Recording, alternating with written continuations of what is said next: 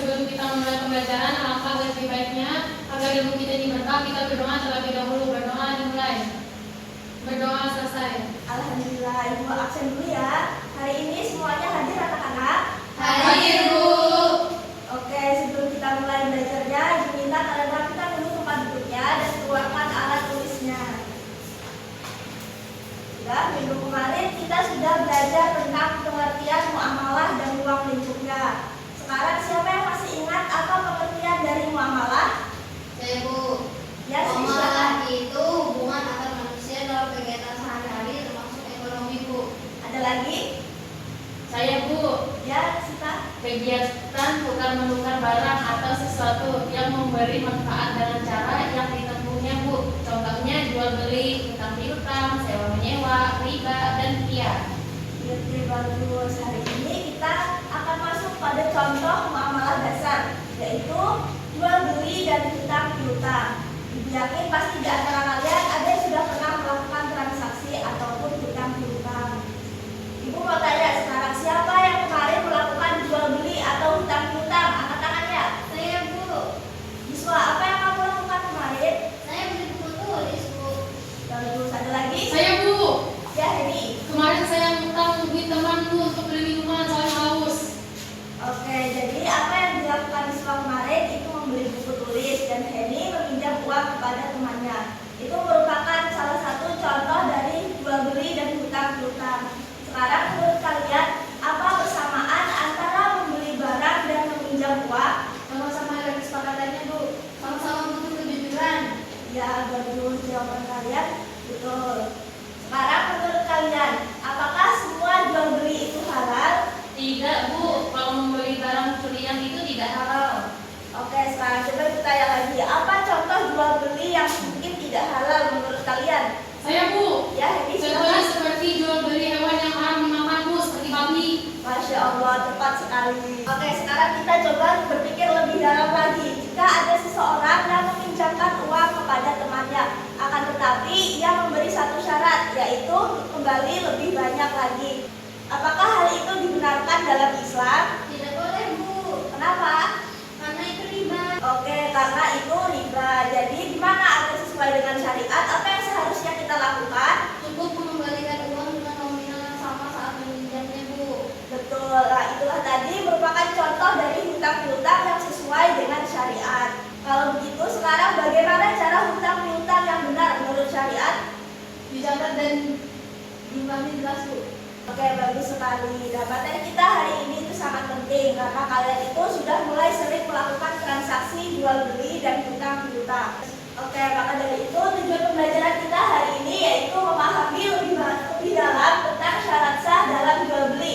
Selain itu, kita juga akan mengidentifikasi apa saja aturan yang ada dalam hutang piutang. Dan kemudian kita juga akan mempraktikkan bagaimana kita bersikap jujur dalam melakukan transaksi. Oke, sebelum kita mulai pembelajaran kita hari ini, kita akan melakukan ice breaking terlebih dahulu. Silahkan berdiri.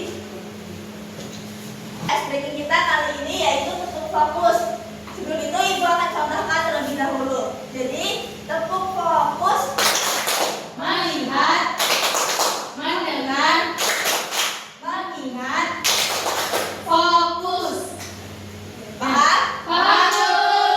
Oke, kita mulai ya. Sekarang tepuk fokus. Melihat, mendengar, mengingat, fokus. Sudah? Sudah. Oke, silakan duduk kembali. Oke, sekarang siapkan bukunya dan fokus perhatikan ke depan. Sebelum itu Ibu akan menjelaskan sedikit tentang jual beli dan hutang piutang. Jadi jual beli adalah tukar menukar barang dengan barang atau barang dengan uang dengan ijab kabul. Nah, menurut syariat agama ialah kesepakatan tukar menukar benda untuk memiliki benda tersebut selamanya. Adapun syarat-syarat dalam jual beli itu yang pertama adalah penjual dan pembelinya harus balik, berakal sehat dan atas kehendak sendiri. Kemudian yang kedua, uang dan barangnya haruslah halal dan suci, bermanfaat, keadaan barang dapat diserah dimakan, serta kemudian diketahui oleh penjual dan pembeli. Kemudian barang itu juga milik sendiri. Yang terakhir ada ijab kabul antara penjual dan pembeli. Yang harus perlu kalian ingat bahwa barang itu harus halal, tidak boleh menipu, dan harus ada kerelaan antara kedua belah pihak.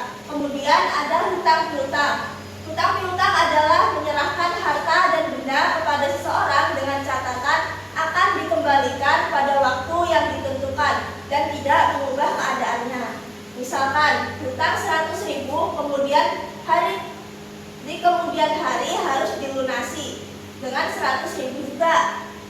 Memberi hutang kepada seseorang itu berarti menolongnya dan sangat dianjurkan oleh agama. Nah, jika seseorang yang berhutang itu tidak dapat melunasi tepat waktu karena kesulitan, Allah Subhanahu wa Ta'ala itu menganjurkan memberinya kelonggaran sebagaimana yang Allah sudah tetapkan pada surah Al-Baqarah ayat 280. Sampai sini paham anak-anak?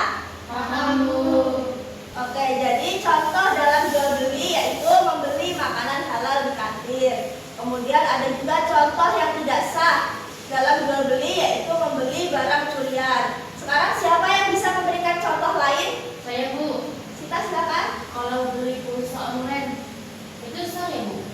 Betul, karena itu jelas barangnya dan tidak menipu. Sekarang kalian perhatikan gambar berikut.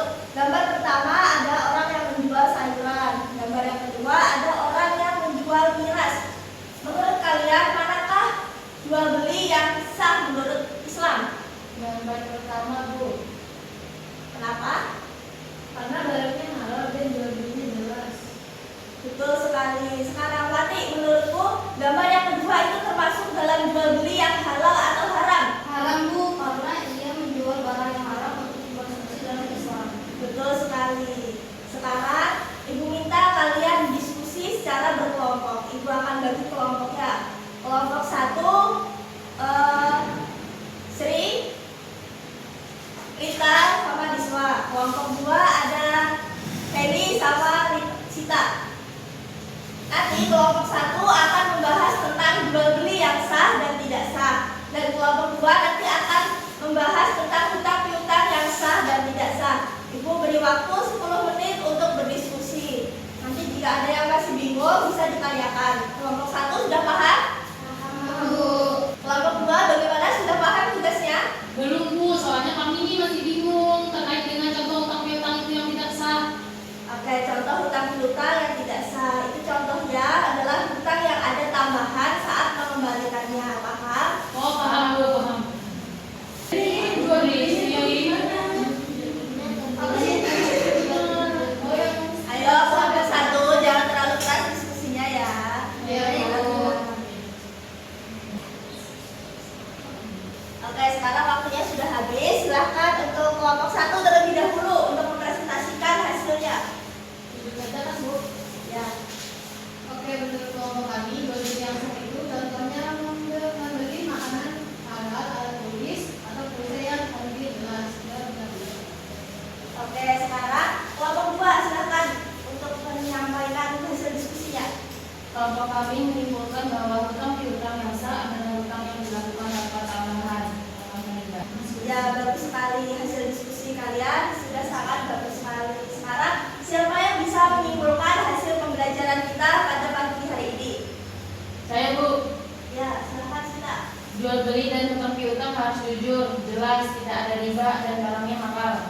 Iya, bagus sekali. Jadi hari ini kita sudah memahami bahwa jual beli dan hutang piutang dalam Islam itu harus dilakukan dengan jujur, jelas, dan tanpa penipuan dan juga tanpa riba. Jual beli dan hutang piutang itu dianggap sah jika barangnya itu halal. Ada kerelaan antara penjual dan pembeli. Sementara hutang dan piutang itu dinilai sah apabila sesuai dengan jumlah, tanpa tambahan, dan dapat dilakukan dengan kesepakatan yang baik. Nah, melalui diskusi ini kalian sudah mampu mengidentifikasi contoh yang sah maupun tidak sah dalam kedua jenis muamalah tersebut, sehingga kalian dapat menerapkannya dalam kehidupan sehari-hari. Nah, sebelum Ibu tutup pembelajaran kita pada pagi hari ini, dari yang sudah kita bahas tadi, Ibu minta coba Sita coba sebutkan 3 syarat sah dalam jual beli. Ada penjual pembeli, barangnya halal, dan ijab kabul. Betul. Nah, baik anak-anak.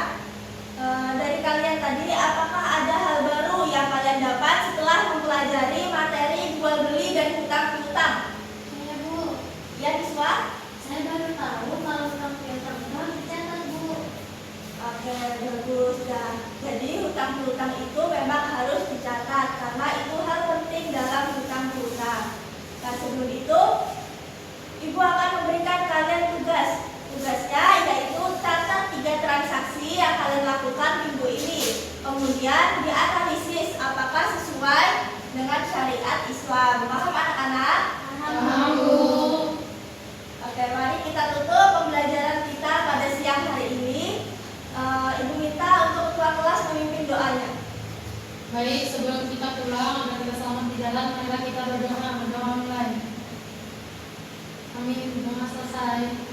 Baik, terima kasih anak-anak. Ibu akhiri pembelajaran kita pada siang hari ini. Wassalamualaikum warahmatullahi wabarakatuh. Waalaikumsalam.